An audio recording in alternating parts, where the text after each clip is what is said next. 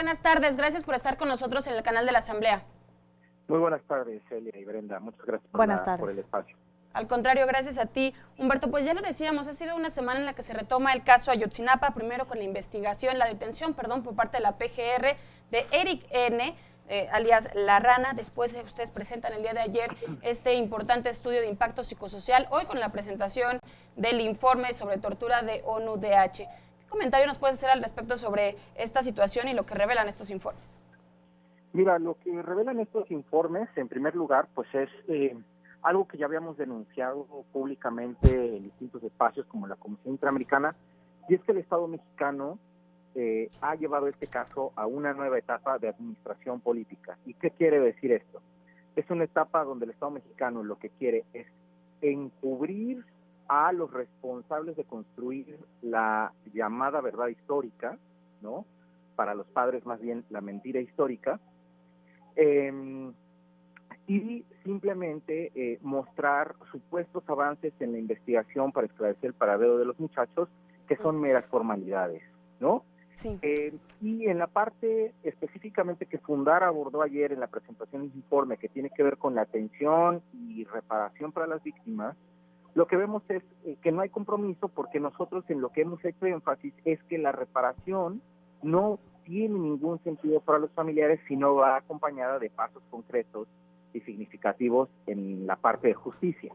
Y una de las reparaciones básicas que, por ejemplo, plantea el diagnóstico que presentamos el día de ayer es que el gobierno pida disculpas por la construcción de la llamada verdad histórica.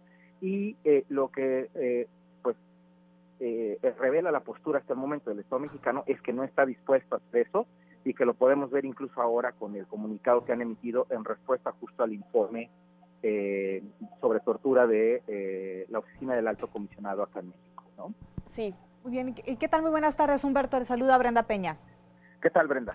¿Cuál tendría que ser el siguiente paso de las autoridades o el primer paso de las autoridades para comenzar verdaderamente a trabajar en la resolución de este caso?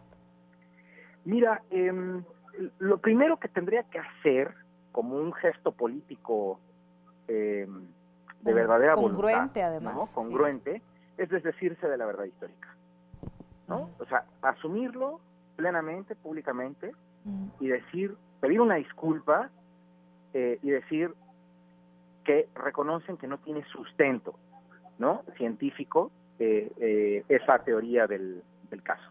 Ese como primer paso. Sin embargo, no lo ha dado. Si uno ve el comunicado el día de hoy que ha emitido el gobierno en respuesta al informe de ONU-DH y un poco en respuesta a nuestro propio informe, es que ellos un poco se empeñan, ¿no? Reiteran que han investigado seriamente, pero en ningún momento se desdicen, ¿no? de esta teoría de caso. Lo segundo que tendría que pasar es que hay líneas de investigación concretas que han planteado los representantes de los padres en los espacios de diálogo que ha habido al respecto, las reuniones con PGR, las reuniones con el mecanismo de seguimiento de la Comisión Interamericana.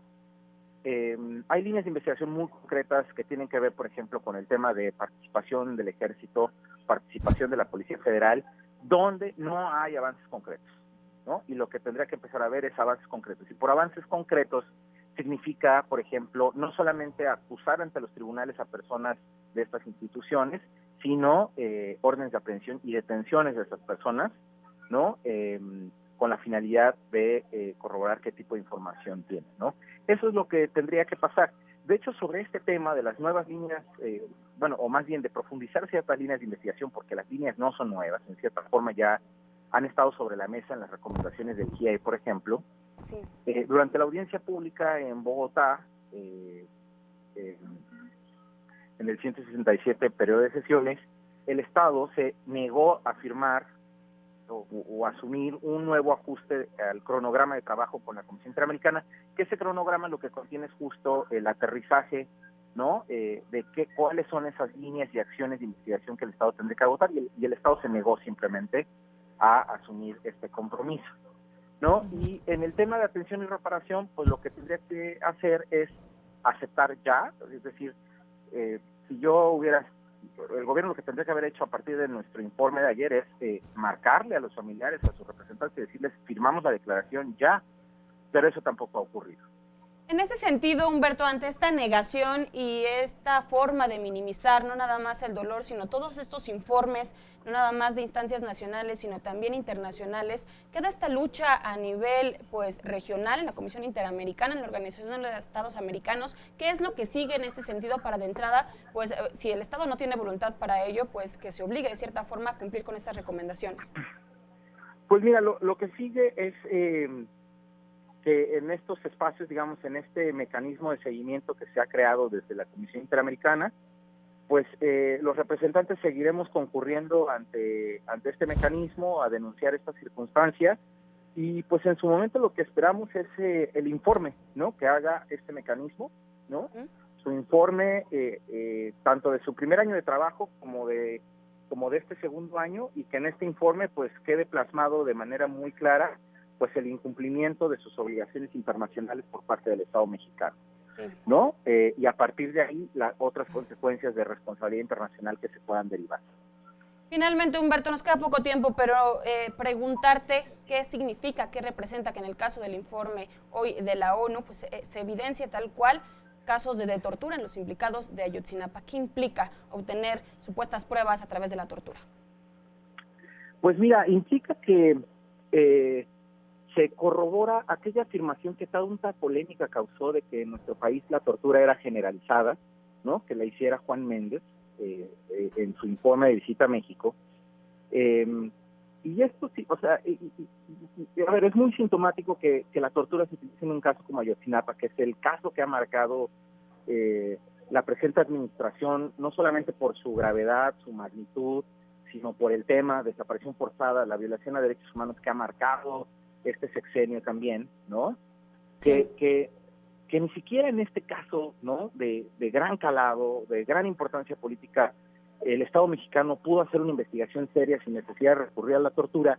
Te habla, digamos, esto es solamente la punta del iceberg, te habla de lo que sucede en nuestro sistema de justicia y cómo es una justicia ficticia, ¿no?, artificial, donde la gran mayoría de los casos se construyen aún, ¿no?, bajo esta práctica aberrante de la tortura, ¿no?, a pesar de los supuestos avances que pueda haber en materia legislativa en este tema, ¿no? Claro. Y pues lo otro, digamos, pues es, reitero, ¿no? Sí. Con esto creo que si había alguna duda, o si alguien tenía alguna duda de que la verdad histórica, la llamada verdad histórica, pudiera sostenerse, con esto creo que pues queda derrumbada, porque para empezar, legalmente las pruebas que la sustentaron son inválidas para el derecho.